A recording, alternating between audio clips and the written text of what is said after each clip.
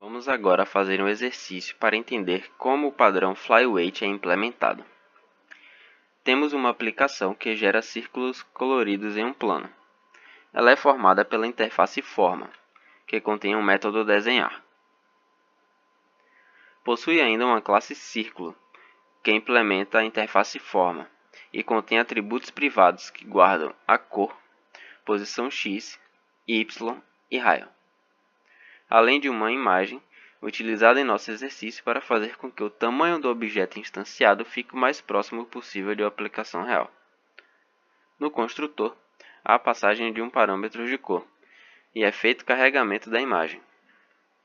Logo abaixo, é impressa uma mensagem que nos avisa que um novo objeto foi instanciado.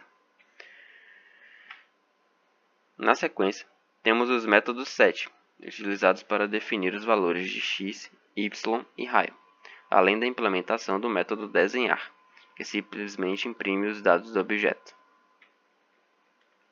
Na classe de teste main, há um array de cores possíveis: vermelho, verde, azul, branco e preto.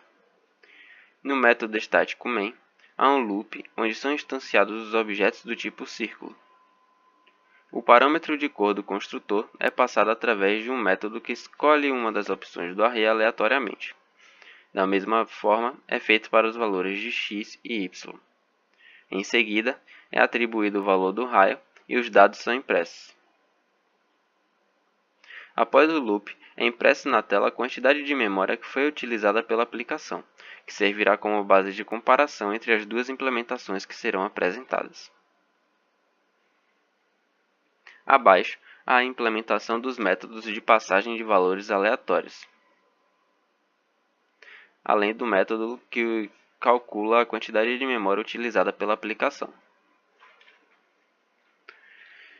Para aplicar o padrão Flyweight, é necessário fazer algumas alterações no código. Primeiro, criaremos a classe FormaFactor, que conterá um hashmap, utilizado para guardar os objetos instanciados, e o método estático getCircle, que receberá uma cor como parâmetro, buscará no hashmap e, caso não exista, instanciará um novo objeto, armazenará no hashmap e o retornará. A classe main também deverá sofrer uma pequena alteração. Agora, em vez de se chamar o construtor do círculo, será chamado um método getCircle da classe FormaFactor. O restante do código permanecerá o mesmo.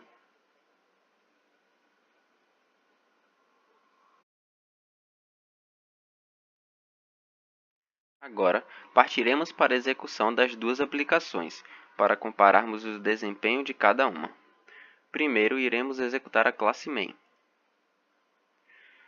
Se nos atentarmos à saída do console, perceberemos que há a instanciação de vários objetos para uma mesma cor. Considerando que os atributos de cor e imagem sejam intrínsecos, ou seja, atributos que sejam independentes do contexto e possam ser compartilhados entre objetos, estaremos duplicando dados desnecessariamente, o que provoca consumo excessivo de memória por parte da aplicação. Executando o loop 20 vezes, a aplicação gastou um total de 8 MB. Partindo para a execução da classe MainFlyweight, podemos identificar a instanciação de um único objeto por cor.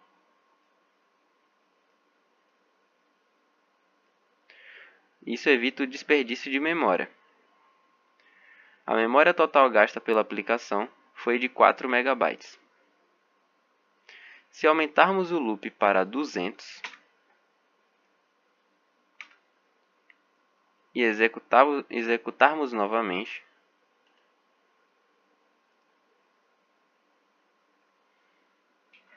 podemos perceber uma diferença ainda maior na quantidade de memória gasta pelas duas aplicações.